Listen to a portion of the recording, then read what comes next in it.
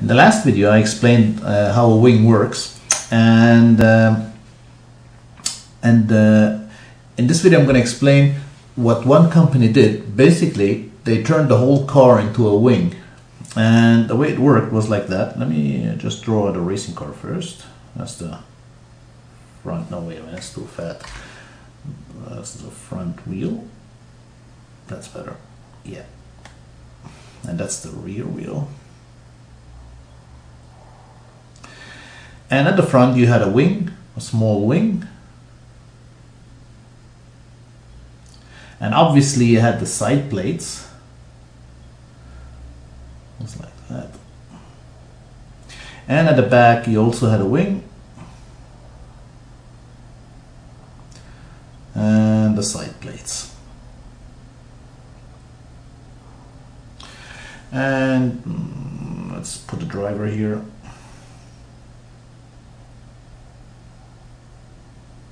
There's the driver and cockpit. There you go. I should do it. Rollover bar, and here we go. Now, basically, wings came at the end of the 60s. In 68, they started to turn up, or end of 67, they started to turn up in Formula 1 cars.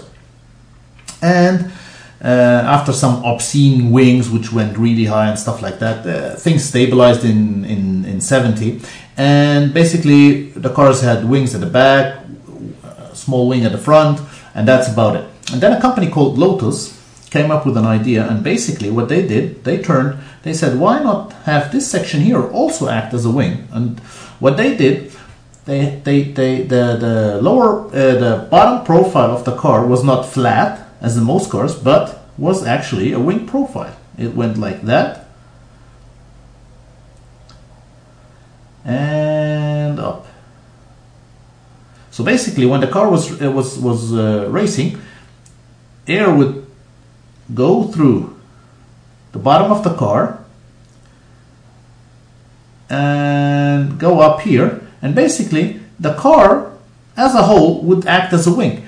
And that generated massive downforce. Not only was downforce created here and here, but also here. The whole car was generating massive downforce. And that gave them an enormous advantage against their competitors. And that thing emerged in 1977, and that was the Lotus 78. And they nearly won the championship, but they had a lot of unreliability problems with the engines and stuff like that. But then they topped that in the following year, in 1978, with the Lotus 79. And basically, that first of all, that Lotus 78 was basically a wing car. A wing car. Yeah, it just had a massive inverted wing, and that was generating the downforce. What they did with the Lotus 79, which was the next car, Lotus 79, that was in 1978, and they won that championship with Mario Andretti. They created what's termed a ground effects car. And what's the difference? Well, let me just scroll down a bit. With a wing car, it's just that you just have the whole car is just one big inverted wing, just as like showed it up here, and it was generating downforce just like any wing. With a ground effects car, and there's the ground. Let me roll down further, so we have some space. With a ground effects car,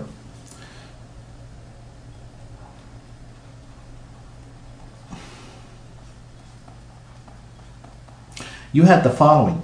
You had the wing, and you had the ground.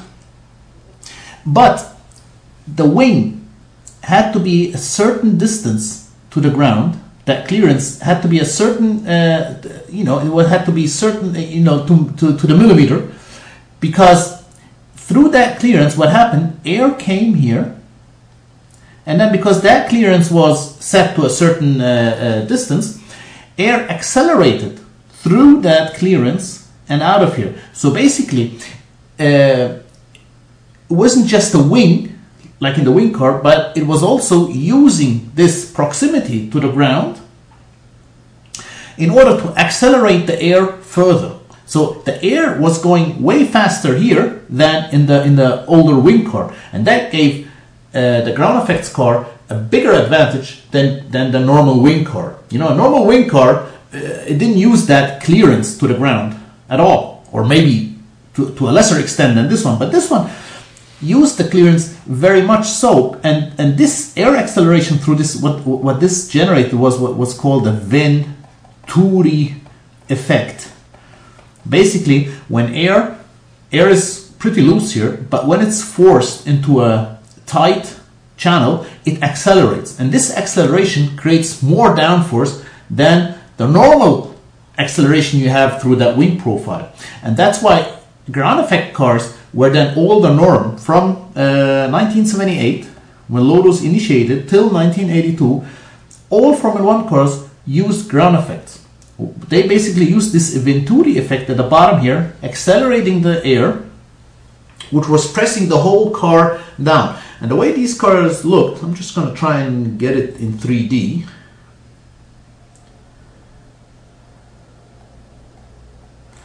So if I'm going to sketch the car, there you go. There is the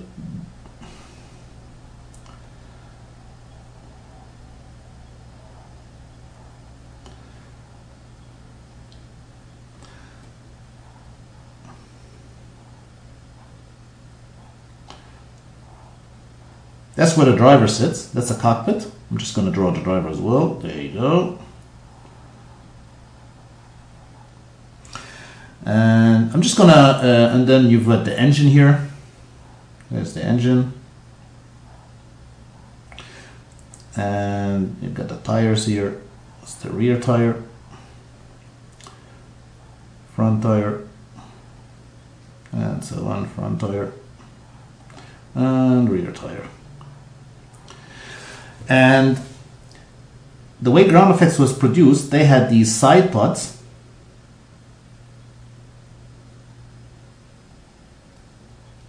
And they extended to the back, and this side pod, that was where the wing was. That wing profile was going through the whole length of the side pod. Yeah. So you didn't see it from the outside, but if you look at the bottom of the car, you would see the wing profile. It would go, looking at it from the side, there's a side pod. And the bottom of the side pod had this wing profile going all the way up. All the way up. And this whole area was generating the downforce. Plus, of course, these cars had also a rear wing. But that rear wing was just basically stabilizing the massive downforce that those side pods were producing. And those cars also had a minuscule front wing, and at some circuits like Monte Carlo, slow circuits, they didn't have this front wing at all because they didn't need it. This wing was only needed at high-speed circuits where it also balanced the car with because the bulk of the downforce was produced here in these side pods. And those cars were banned then in 83. In 83 onwards, all cars were mandated to have flat bottoms. So basically no more wing profile at the bottom, but the bottom of the car had to be completely flat, thus not producing any more downforce. The only wing profiles were only allowed behind that rear axle line and in front of the front axis line. So basically after 83, your wing profiles were only allowed from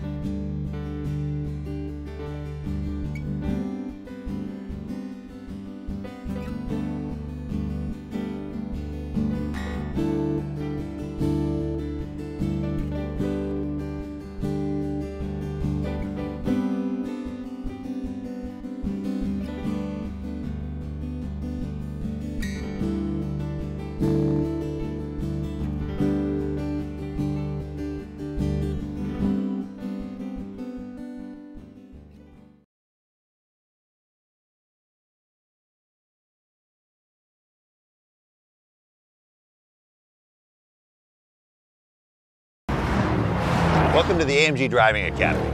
It's a curriculum imported from Europe where we have 1-, 2-, and 3-day courses where you'll get to experience virtually the whole line of AMG vehicles provided for you, world-class driving instructors at some of the greatest racetracks in North America.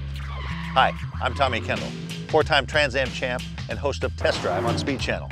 Welcome to the AMG Driving Academy. I hope you enjoy these short films that take you through a little bit of the curriculum that we teach at the Academy. There's an infinite number of lines on any corner or racetrack, but there's only one fastest. Now we're on the autocross course where we start tying all this stuff together. We've been working on eye work, brake technique. The whole point of line technique is you're trying to minimize how much you turn the wheel. The tighter you have to turn, the more you have to slow down. And so you use every inch of road. You start out wide, all the way down to the inside of the corner, which we call the apex or the clipping point.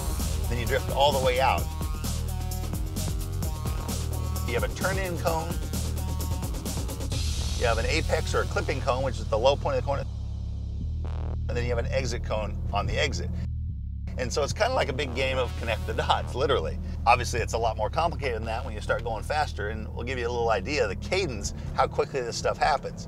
Exit cone, brake, threshold braking, downshift, turning cone, trail brake, ease off the brake, look for the apex cone, pick up the exit cone, feed in throttle, and that is one lap of the autocross course.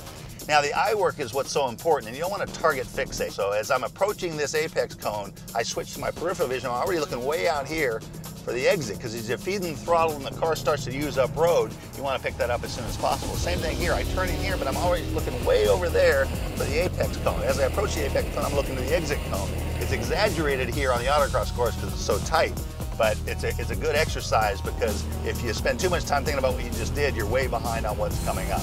Now the apex is basically your tightest point on the corner, and you can have early apex, kind of mid apex, or late apex. This corner here is kind of classic late apex, meaning the clipping point is way around the corner. And so the point of that is this corner is so long, you don't want to exit way out there. So you move the apex around depending on what's coming up next in the course. If straightaway speed is really important, a late apex is exactly what you want. So leading onto a straightaway like this one, a late apex is important. This is also what's called an increasing radius, meaning the corner opens up as you go through it.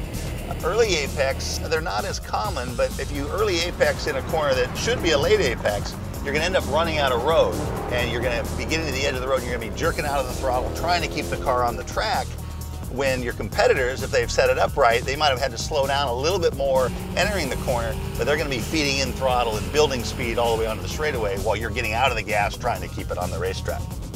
This is literally a life's work, but once you start breaking it down, it kind of is like a big game of connect the dots, where you have the turn-in point, the apex, and the back-out or exit point.